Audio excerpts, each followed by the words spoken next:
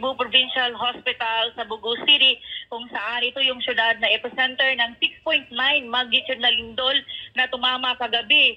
So sa ngayon, tinungo natin ang syudad dahil dito talaga yung napakaraming casualties. Sa ngayon, nakahandusay nga ngayon yung mga katawan, mga patay na katawan na nakalagay na sa body bag, na black body bag, umabot sa 27 na casualties o death toll ngayon dito sa naganap na 27 kagabi pa to. lindol sa Cebu. Umabot na ngayon ng 30 at ang sa patay. labas naman ng hospital, provincial hospital dito sa Bugo City, nandito rin yung mga nasugatan, kasalukuyang ginagamot ng mga nurses at mga doctors natin, mga bata, mga matatanda na natamaan o nagkaroon ng sugat dahil sa malakas na paglindol kagabi. Narito rin ang ating governor, si Governor Pam Baricuatro, na nangunguna sa pag-aasikaso ng mga Cebuano na biktima ng naturang lindol at may nagsedatingan pa ng mga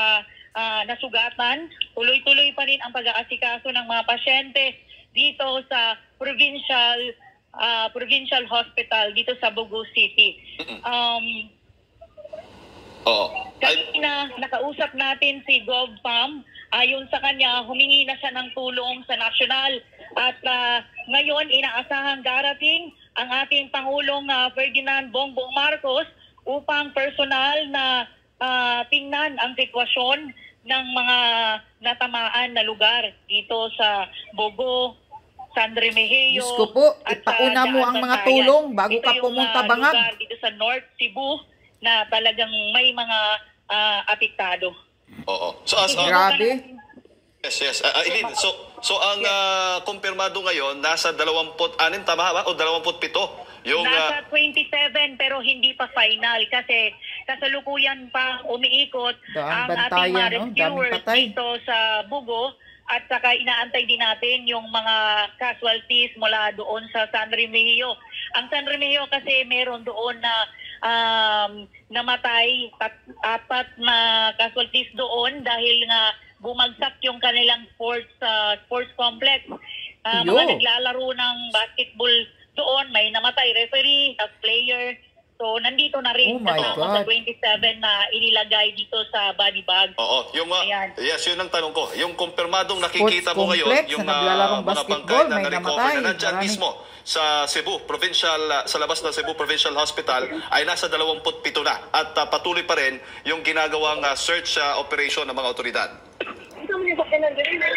So, pakiulit, Jade. Oo. Ang tanong ko, kumpirmadong nakikita mo dyan ngayon, 27 bangkay na ang na-recover dyan mismo sa Cebu Provincial Hospital. At at tuloy-tuloy pa rin. Possible pa itong madadagdagan dahil tuloy-tuloy pa yung ginagawang search operation. Tama ba? Yes.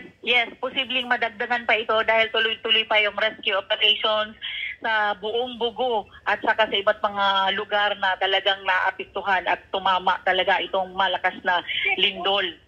Ayan. Eileen, nandyan pa ba si Governor Baricuatro? Actually, nandito si Governor. Kaharap ko nilala at may inaasikaso talaga. Medyo marami pa siyang kino-coordinate na tulong dahil nga hinahanda nila yung pagdating ni President Bongbong Marcos na personal na talagang gustong pumunta dito at masaksihan yung sitwasyon ng mga Cebuano dito sa Padala ka muna ng tulong Bangag. Yung hospital ba mismo may mga pinsala ding nakita Eileen? Sa ngayon, ano bang sitwasyon? Nang inikot po itong provincial hospital ng Bugo City, nagkaroon talaga ng crack sa kanyang pader at sa kanyang mga tiles. Talagang magpapatunay na sobrang lakas ng 6.9 magnitude na lindol, Jade. Hindi talaga basta-basta. Kahit mismo ako, nakaranas ako nung nagkaroon ng lindol, nandun ako sa isang hotel dahil merong event doon at biglang yumanig at talagang na grabe talaga yung mararamdaman mo sa aktual na lindol at awa naman ng Diyos ay wala namang casualty sa amin doon. So dito sa Bugo, makakausap natin si Dr. Elias Nicole Catalan para magbigay ng update kasi siya yung nangunguna dito sa pagtingin ng mga pasyente. Sige. Doc Nikki, live tayo ngayon sa SMNI with Jade and Admar. Makikibalita lang sila sa iyo kung kumusta na po yung mga pasyente natin dito sa Provincial Hospital. Okay, good morning. Yes, Hello, good morning po. Good morning, Doc. Yes, sir. Yes, sir. Yes, Doc, gaano ba karaming pasyente meron po tayo sa Cebu Provincial Hospital? Sa Bugo, we don't have the exact head count, sir, but Sa ngayon? like in mga good estimate would be hundreds na, sir. 100 plus, likely. Hello? Oo. So, ngayon nasa labas lahat ng mga pasyente? Yeah, outside sa open space, sir, outside of the hospital.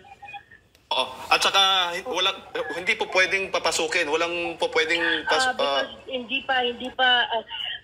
structurally sound yung hospital area, so hindi pwede pasukan, sir. So the operating room, hindi pwede magamit. Agoy, yan na ang problema. The closest we could use is the walang outpatient electricity, department, sir, but otherwise, nasa labas ang lahat ng patients. Kanina Nasa kasi labas nabanggit lahat, ni mga Partner pasyente. Aileen, may mga crack na, biak na nakikita po doon. Yes. Oo. Ano pa po yung pwede ho ba ninyong i-picture out sa amin, sabihin yung ikwento po ninyo, ano pa yung mga nakita po yung pinsala, dulot po nitong lindol sa Cebu Provincial Hospital? Sorry. Okay. Ang mga problems sa structural na changes, sir, we're running on generator right now. So far, okay naman, but we cannot use our X-ray or CT scan. X-ray and CT So, scan, sapat ho ba yung magagamit? supply ng kuryente, ma'am? Tubig? Ano pa? May kuryente. So far, yun lang, sir. Si Partner Admar, may mga karagdagang katanungan po sa iyo, Doc. Ma'am, good morning po, may buntag, ma'am. Good morning. Maliban po sa mga pasyente ng mismong ospital, meron din po bang mga pasyente mula sa labas na apektado nito Yes, there's a lot, sir. There's a lot. So, majority of the patients now are daming coming from patay. outside na mga rescues from around Bugo. Majority have, fractures, mga orthopedic cases. Lord, tabang. We're trying to refer them to the nearest provincial hospital for re-triaging and management pa, either surgical or medical management from there. Opo, clarify ko lang, ma'am. Yung nasa loob po ng ospital, kumbaga wala nang tao dun sa loob mismo ng ospital? Wala na. Opo. So, ano naman po ang instruction mula sa DOH or meron bang galing pa sa ibang mga provincial hospitals or public hospitals na pupunta po dyan tutulong? DOH through Vicente Soto has already sent a team as early as 2:30 a.m. Yung batch 1 nila, batch 2 nila coming is around mga 9 o'clock today. We've heard commitments from Bohol that they'd likely send a medical team also to help augment our operation. Opo. Ma'am, dito po sa video na pinost niyo po kanina sa itsura po ng Bugo City Hall, medyo basa po ang paligid. Umuulan po ba sa kasalukuyan dyan? No, ngayon hindi na. Wala nang ulan. Opo. Earlier it was raining. So sa kasalukuyan po, meron po bang parang temporary tent sa labas po ng Yeah, probinsya? madami, sir. Right now, temporary tent. Opo. Ano naman po yung mga instruction ngayon ng gobernadora ukol nga po dito sa sitwasyon ngayon po, ma'am? He set up a command center already. He's called multiple national agencies. And she's here on the ground also with us, monitoring the situation. So, we're just triaging out all the patients. So, Yan ang nakakagalit sa gobyerno ng na hindi NDRRMC handa. for validation pa, nasa 26 daw ang mga namatay sa report kanina ni... That's only in CPH Bugo. So, it hasn't taken into account the other places here. So, yun lang yung mga bodies we're looking Sa at Bugo right lang now yang 26 in ang the patay. hospital. Opo. But Ma'am, there could be more. opo. Siguro bilang panghuli na lang po, ma'am, kasi alam po namin na magiging abala po kayo. Ano po yung immediate na needs po ngayon sa kasalukuyan po dyan sa Bugo? Immediate needs here are more tents, bottled water, and prepared ready-to-eat na food. Pagkain. Okay. Mga tubig. So, may mga pasyente na inaasikaso si Doc Vicky, no? So yun na, yung kailangan talaga dito na nanawagan si Governor Pambari 4 na sana may mag-donate ng maraming bottled water, tubig, pagkain na ready to eat na para nandito si Gov. Pakinggan natin ang interview. Sa ato ang temporary crisis command center. Unya, ang akasang usag gibuhat, amo ang gi-coordinate, amo gi-engage ang mga national agencies, no, including the Office of the President. So the President is coming this morning, maybe around Diyos ko po, wag muna nyo nang i-address yung pagdating ni Bangag dyan. Wala ding mangyayari pagdating yan. Kailangan padala muna siya ng tulong. Nadungog ang iyang tingog. Sa supper, no? Doon, amo na gi-prepare.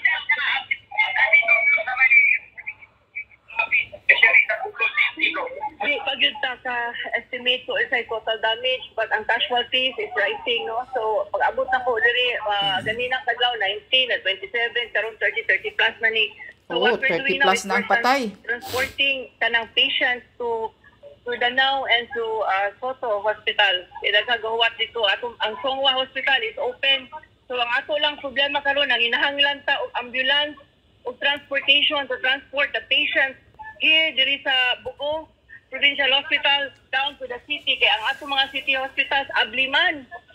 Ang ato lang kinahanglan diri karon mga transportation, no? Kung sino na ay available diha nga mga vans o kanang ambulance, gikan Consolacion, Compostela, palihog o padaan ninyo diri sa Bugo. Kaya atong i-transport ang atong mga ortho patients, daghang kay mga kanang balik bitaw, sinanglan na naguwat ang Danao kang Soto.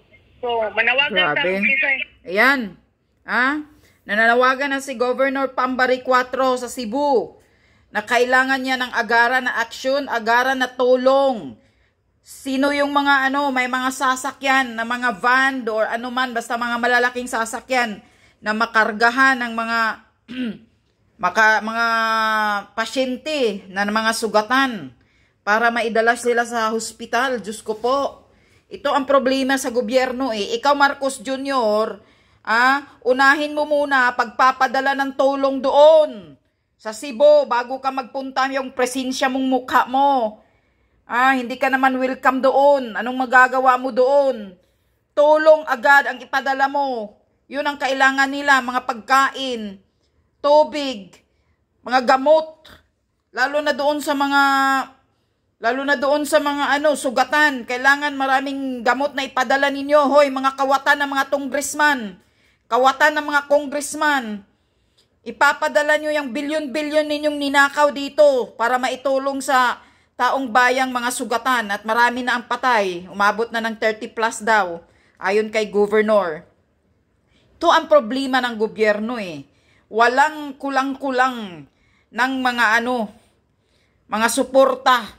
Pagdating dito, walang ilan lang. Yung bawat hospital siguro, baka may isang ambulansya. Ay, Diyos ko po, nakakaawa. Maraming nawasak. Tingnan mo, pati basketball court nawasak. Yung yung sports complex ng Minglanilla, niyanig din pala. May yung mga may saang lugar yun na may naglalaro daw ng mga basketball. Maraming namatay, pati referee namatay, yung ibang players. Diyos ko po, pray for Cebu, tulong. Bakit sa Cebu ito tumama? Doon sana tumama to sa Malacanang. Ang Malacanang at ang Congress House of Representatives sana ang niyanig, ang winasak. Lord, doon mo sana ang winasak, Lord, sa Malacanang at sa sa Congress. Sila muna sana ang pinatay mo. Itong mga tao sa Cebu, mga mababait ito eh. Itong mga sibilyan na nangyayari ngayon na namatay, mga mababait na tao to eh. Hindi ito mga magnanakaw sa kaban ng bayan eh, Lord. Ba't dito mo tinama yung Lindol? Sana doon sa Malacanang at doon sa Congress or sa Senado. Itong mga nabiktima ngayon, Lord, hindi naman to mga masasamang tao eh. Mga ordinaryong tao to.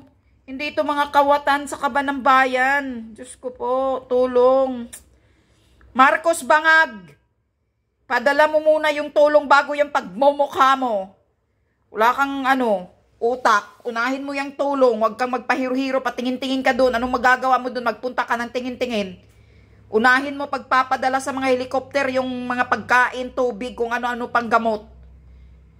Di ka kailangan doon. Di ka welcome ng mga taga Cebu. Hayop ka.